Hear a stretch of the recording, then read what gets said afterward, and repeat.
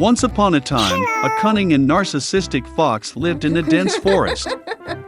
She deceived everyone, so none of the animals trusted her and did not want to be friends with her. Soon the fox got tired of being alone, and she invited her neighbor Crane to dinner. At first, the crane refused, remembering that the fox cannot be trusted. But the fox convinced him, saying that except for him, none of the animals wants to be friends with her. And most importantly, the fox invited him to become best friends. Crane was glad of this invitation, and after a while went to visit. The fox's soup was very aromatic.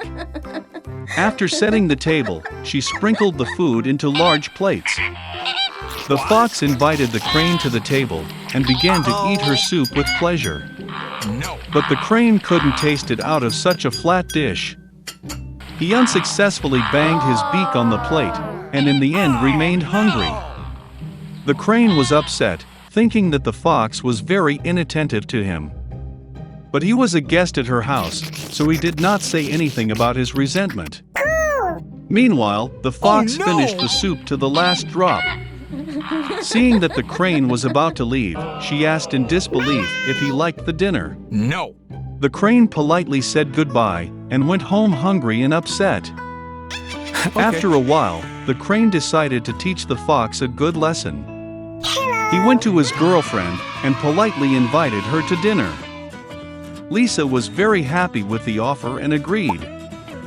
Having prepared dinner, the crane took out 2 tall and narrow jugs for himself and the fox. He set the table, and put the food in the jugs. By this time the fox had come. She was very hungry. The crane invited the guest to the table, and the friends proceeded to dinner. The fox tried to eat from a narrow jug, but nothing came of it, because the vessel was too narrow.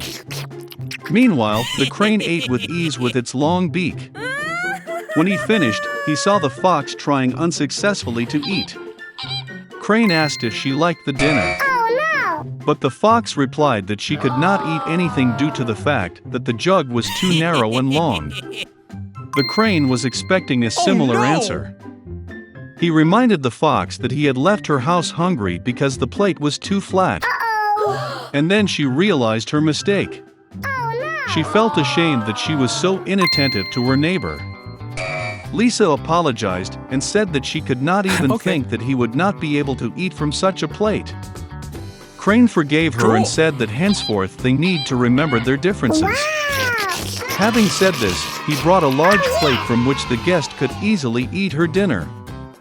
When it was time to say goodbye, the fox got an idea.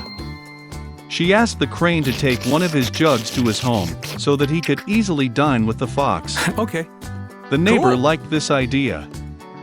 He praised the fox, saying that if she uses her cunning and ingenuity for good deeds, she will have many friends. The fox and the crane laughed merrily. They have been best friends ever since. After some time, the crane came to say goodbye to its neighbor before heading to warmer lands. Left alone, the fox got bored. But she never forgot the words of the crane. Since then, the fox stopped thinking only about herself, and found real friends among other animals in the forest.